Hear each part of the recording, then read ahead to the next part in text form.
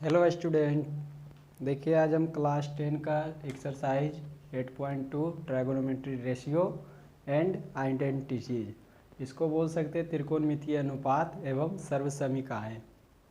देखिए इसमें हमने पहले बताया था कि सारणी का वैल्यू कैसे ज्ञात किया जाता है। ठीक है, तो आपने इसको सीखा होगा, आशा करता हूँ। ठीक है, यदि नहीं सीखे हैं तो एक बार आप फिर से देख सकते हैं। ठीक है, देखिए हमने बताया था कि आप पाइथागोरस प्रमेय का प्रयोग करके इन सब का वैल्यू ज्ञात कर सकते हैं, किसी एक का वैल्यू ज्ञात रहने पर। ठीक है, आप इसको कर सकते हैं घर में, या फिर से आप थोड़ा सा देख लीजिए। जैसे यहाँ पे कहा गया है साइन 90 डिग्री का वैल्यू जो है 1 है। ठीक है, तो यहाँ पे एक हम ट्रायंगल का फिगर ड्रॉ कर लेते हैं। ठीक है, इसको ए और इसको बी और इसको सी मान लेते हैं। यहाँ पे देखिए एक समकोण बनता है हमारा, और इसमें दो न्यून कोण बनता है। ठीक है, एक थीटा यदि मानते हैं तो एक हो जाएगा हमारा 90 डिग्री माइनस थीटा। थोड़ा सा इसको बड़ा बना लेते हैं। ठीक है, आइए देखिए यहाँ देखिए ए हमारा एक ट्रायंगल हो जाएगा, समकोण त्रिभुज।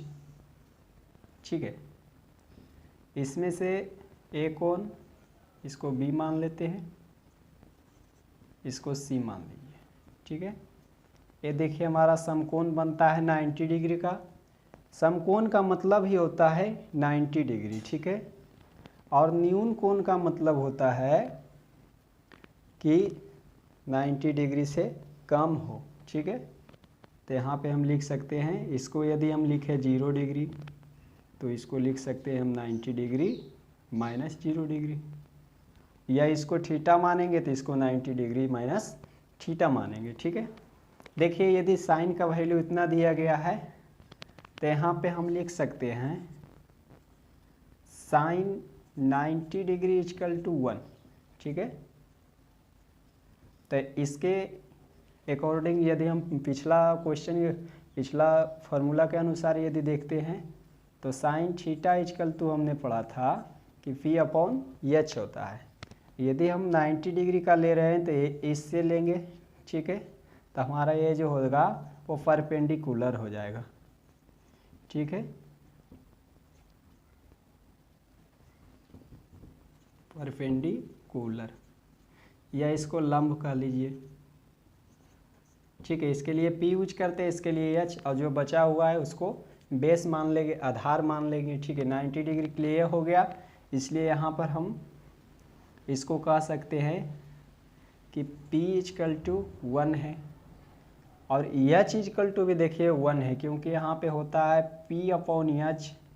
यहाँ पे कुछ नहीं तो नीचे में 1 दे सकते हैं, इसलिए हमारा जो वैल्यू 2 निकल कर आया है, 2 का वो 1 और 1 आया है। ठीक है, यदि हम b का निकालते हैं तो इसका जो निकलेगा पाइथागोरस प्रमेय के अनुसार यदि निकालते हैं, इसको साइड कर देते हैं, तो वहाँ पे लिखा रहता है पी के स्क्वायर प्लस बी के स्क्वायर इक्वल टू एच के स्क्वायर। देखिए यदि ये हमारा b है, ठीक है, ये हमारा p है, तो ये दोनों के स्क्वायर का प्लस यदि कर देते हैं, ठीक है, ये दोनों में जितना वैल्यू रहेगा उसको स्क्वायर करके प्लस कर देते हैं, तो ये हमारा एच प्राप्त हो जाता है। ठीक है, तो ये जो हमारा पाइथागोरस थ्योरम के अनुसार था और इसी के अनुसार हम बनाएंगे। तो यहाँ पे देखिए एच दिया गया है, पी दिया गया हमें, और बी निकालना है।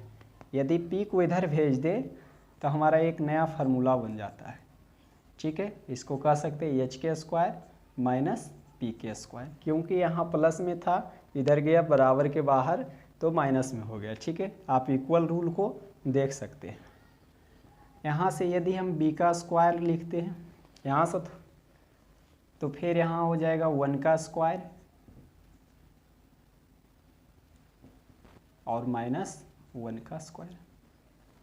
यहाँ से यदि b लिखते हैं, b का स्क्वायर इक्वल टू, तो 1 माइनस 1 इक्वल टू 0 लिख सकते हैं, या इसको यदि भेज देते उधर तो रूट अंडर 0 हो जाता है, इसका कुछ वैल्यू नहीं होता इसलिए 0 आ गया। यहाँ देखिए इसका जो मान है वो 0 आ गया। ठीक है, इसको साइड कर देते हैं।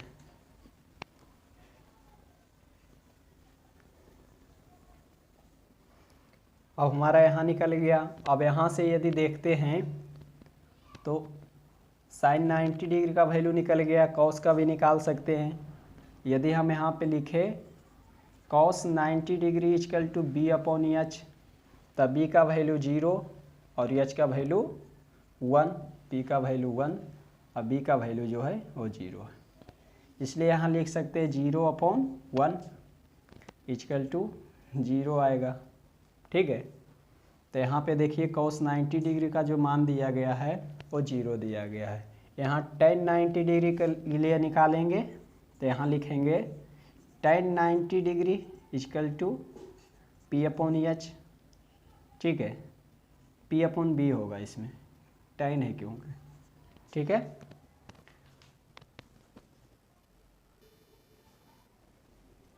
चलिए यहाँ p अपॉन बी हो गया।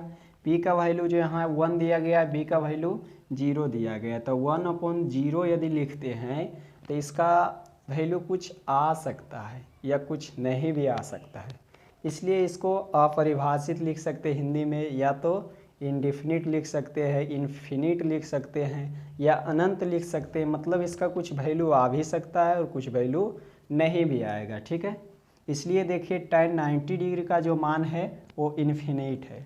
ठीक है, सेम उसी प्रकार सबका आप वैल्यू रख के निकाल लीजिएगा। ठीक है, इसी प्रकार हमने बताया था पिछला वीडियो में, यदि आप नहीं देखे हैं तो उसको आप ज़रूर देखिए, क्योंकि इसमें वैल्यू पुट करना है तो उसका प्रयोग करना पड़ेगा। ठीक है, इसको साइड कर देते हैं।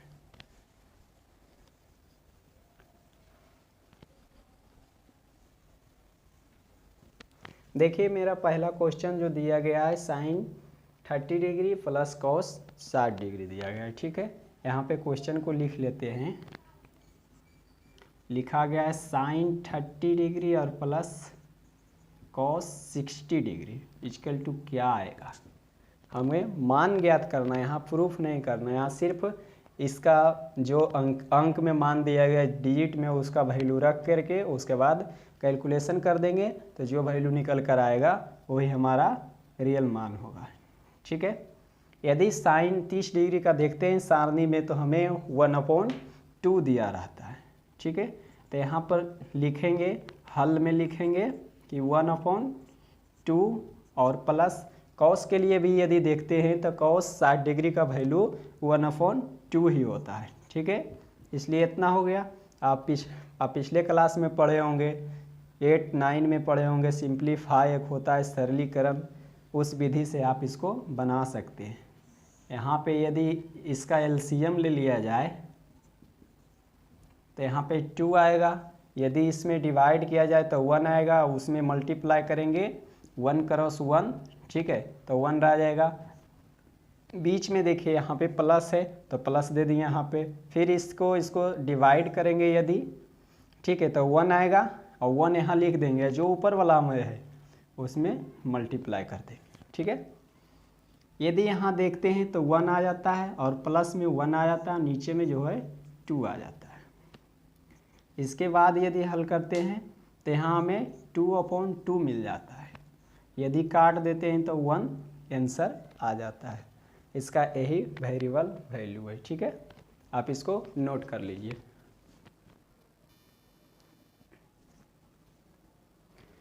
हो गया होगा, इसको थोड़ा सा साइड करके अगला क्वेश्चन देखते हैं।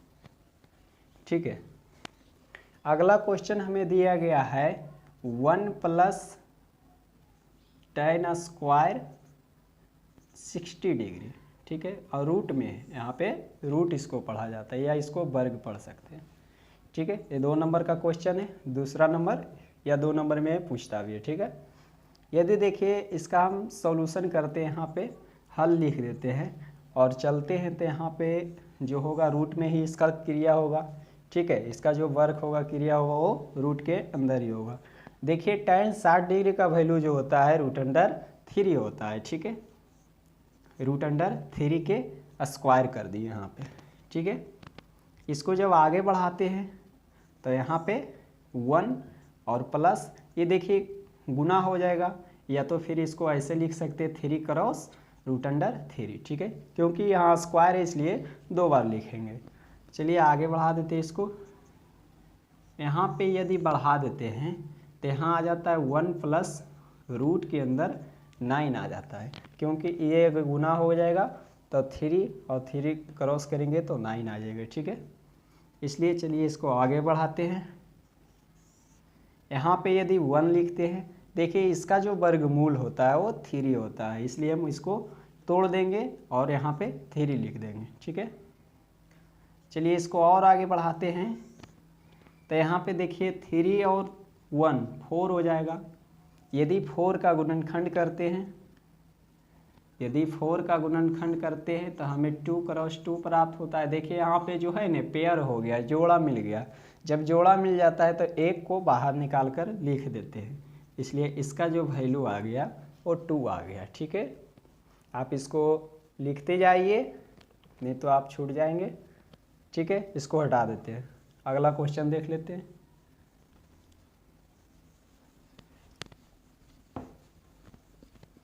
देखिए अगला क्वेश्चन हमें कहा गया है 4 sine square 60 degree plus 3 tan square 30 degree minus 8 sine 45 degree, ठीक है, इंटू यहाँ दिया गया। यहाँ जो है ये जो इंटू का चिन्ह है इसको आप क्रॉस लिख सकते हैं या इंटू ही रहने दीजिए, कॉस 45 डिग्री, ठीक है। तो यहाँ से देखिए सबका सिर्फ वैल्यू निकालेंगे, यहाँ पे लिखेंगे सॉल्यूशन और यहाँ से चलेंगे तो यहाँ लिखेंगे ये जो मल्टीप्लाई में यहाँ रहता है, ठीक है। इसका नहीं मान रखिएगा कि ये क्या आगे ये गुणक होता है, ठीक है, ये गुणा में रहता है। अब देखिए यहाँ से हमें इसका वैल्यू रखना है और यहाँ पे हमारे जो 60 डिग्री दिया गया है वो स्क्वायर में दिया गया है, ठीक है। इसलिए इसका जो वैल्यू रखेंगे उस पर स्क्वायर चढ़ा देंगे, ठीक है। तो यहाँ पे यदि रखते हैं साइन के लिए तो साइन का जो मान होता है वो रूट अंडर 3/2 होता है और इस पर जो होगा स्क्वायर आ जाएगा, क्योंकि ये हमारे क्वेश्चन के अनुसार है, स्क्वायर दिया गया था। थोड़ा सा इसको पीछे से लिखते हैं, ठीक है। चलिए यहाँ से लिखते हैं 4 क्रॉस रूट अंडर 3/2 के होल स्क्वायर, ठीक है। यहाँ पे प्लस करेंगे, ये भी देखिए गुणक में है, यहाँ पे जो ये होता है मल्टीप्लाई होता है, इसलिए यहाँ पे इसको 3 लिख करके और यहाँ जो 30 का वैल्यू होगा उसका स्क्वायर कर देंगे, ठीक है। तो हम जानते हैं कि 1/√3 होता है 30 डिग्री का वैल्यू और इसका स्क्वायर कर देंगे।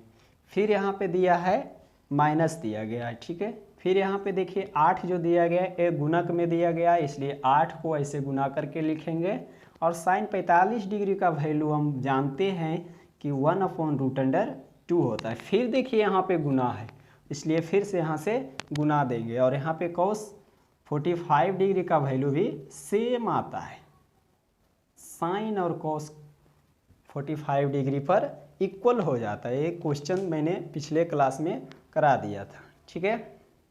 यहाँ से देखिए सबका वैल्यू निकालते जाएंगे, यहाँ से यदि कर देते हैं तो यहाँ पे 4 आ जाता है और क्रॉस में रहेगा, इसका देखिए स्क्वायर करेंगे तो यहाँ पे रूट के अंदर 9 हो जाएगा और इसका यदि करते हैं तो ये 4 आ जाता है, ठीक है, क्योंकि ऊपर भी स्क्वायर है और नीचे भी स्क्वायर, इसीलिए इसको होल स्क्वायर पढ़ते हैं, ठीक है। यहाँ पे यदि 3 लिखते हैं तो 3 क्रॉस, यदि 1 का स्क्वायर करते हैं तो 1 ही रहता है, इसलिए 1 लिखेंगे और यहाँ पे देखिए रूट के अंदर में जो है वो 9 हो गया, ठीक है, क्योंकि इसका स्क्वायर है तो इसलिए 9 हो गया। यहाँ पे माइनस कर देंगे और यहाँ पे 8 लिख दिए और ये जो क्रॉस में है इसलिए यहाँ पे और 1/4 लिख दिए, यहाँ पे 4 नहीं होगा, ठीक है, सॉरी, यहाँ पे स्क्वायर नहीं है, यही सब मिस्टेक होता है, ठीक है। यहाँ पे स्क्वायर नहीं है लेकिन इसको है। उसके बाद देखिए ए भी जो है 1/√2 है, इसलिए देखिए इसको सेम लिख देंगे, गुना करके एक ही बार में लिख देंगे। यहाँ पे 8 है और एक क्रॉस में है और इसको इस पे मिला देंगे, इसलिए लिख सकते हैं 1/√4, ठीक है, इसको थोड़ा अच्छा से लिख देते हैं, 1/√4। ठीक है, देखिए कैसे हो गया, क्योंकि 2 यहाँ गुना में है, 2 यहाँ गुना में, जिस प्रकार ये जो था स्क्वायर कर दिए तो इसका 9 आ गया √, इसी प्रकार इसको किए तो ये 4 आया, और ऊपर वाला जब किए तो 9 आ गया। ठीक है, चलिए इसको अब निकाल देते हैं बाहर। यहाँ देखिए 4 है, और इसका जो वर्गमूल होता है वो 3 हो जाता है। ठीक है, और नीचे में देखो ये 4 हो गया, और ये प्लस है, ये फिर 3 हो गया, ये 9 का जो होता है 9 का हो जाता है 3। ठीक है, यहाँ पे माइनस लिख सकते हैं, और यहाँ पे 8 ऊपर में चल गया, और यहाँ पे 2 निकल कर आ गया, क्योंकि 4 का जो होता है 2 होता है। अब देखिए आपको यहाँ पे दिखने में लग रहा होगा भिन्न के जोड़ घटाव गुना या भाग की तरह लग रहा होगा, इसमें चारों क्रियाएं दिया गया है। ठीक है, जैसे यहाँ पे गुना दिया गया है, यहाँ पे जोड़ दिया गया है, यहाँ पे माइनस कर दिया गया है, यहाँ पर ऊपर नीचे यदि देखते हैं तो डिवाइड कर दिया गया है। ठीक है, इसलिए यहाँ पे जो है, चलिए इसको थोड़ा सा आगे बढ़ाते। यदि देखते हैं ये भिन्न के गुना में है तो इसको हम काट सकते हैं। ये देखिए 3 से 3 कैंसिल हो गया, यदि इसको काटते हैं भाग में है तो ये 4 से कट जाएगा। ठीक है, तो यहाँ से लिख सकते हैं 3, और यहाँ पे देखिए ये जो प्लस है वो प्लस लिखेंगे, और यहाँ कुछ नहीं बचा तो 1 है। ठीक है, और यहाँ पे ऊपर में 4 हो गया माइनस में, इसलिए इसको यदि घटा देते हैं तो 3 और 1 4, और 4 में 4 जब चल जाता है तो यहाँ पे जो होता है 0 हो जाता है। ठीक है, इसी तरह से आपको अध्याय में क्वेश्चन दिया जाएगा, आप उसको बनाइए। यदि नहीं बनता है तो हमें कमेंट बॉक्स में क्वेश्चन को लिख करके ज़रूर भेजें। आपको सॉल्यूशन क्वेश्चन बॉक्स में भी मिल सकता है, कमेंट बॉक्स में भी, या तो उसके लिए एक पर्सनली वीडियो बना देंगे। ठीक है, इसको थोड़ा सा नोट कर लीजिए। हो गया होगा। ठीक है, यहाँ पे देखिए इसका आंसर 0 आया। जी देखिए ये क्वेश्चन और बता देते हैं। ठीक है, इसको साइड कर देते हैं। देखिए दिया गया है, थोड़ा सा दिमाग लगाने वाला क्वेश्चन है। यहाँ पे दिया गया है कि sin 90 degree equal to 2 sin 45 degree और इंटू cos 45 डिग्री। ठीक है, देखिए आप जब 11 में जाइएगा तो एक फार्मूला आपको दिया जाएगा। फार्मूला क्या, यहाँ पे लिखा रहेगा sin 2 theta equal to 2 sin theta into cos theta.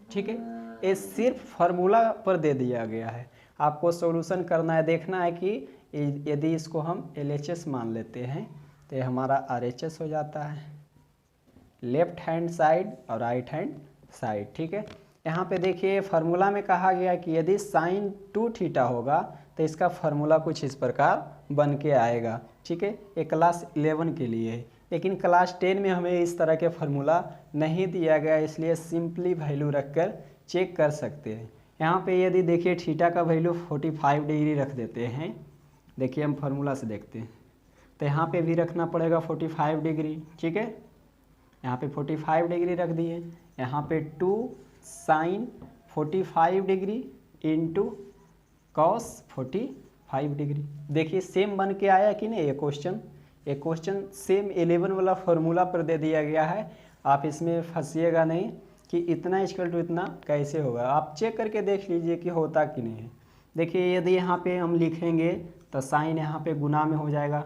ठीक है, तो 90 डिग्री हो जाएगा, और यहाँ पे 2 sin 45 degree into cos 45 degree. इस हमें फार्मूला ही का दिया कि इतना इक्वल टू इतना होता है, यानी कि यहाँ पे जो दिया गया है इतना इक्वल टू इतना होएगा, इसको प्रूव करना है, साबित करे लिखा हुआ है, साबित करे।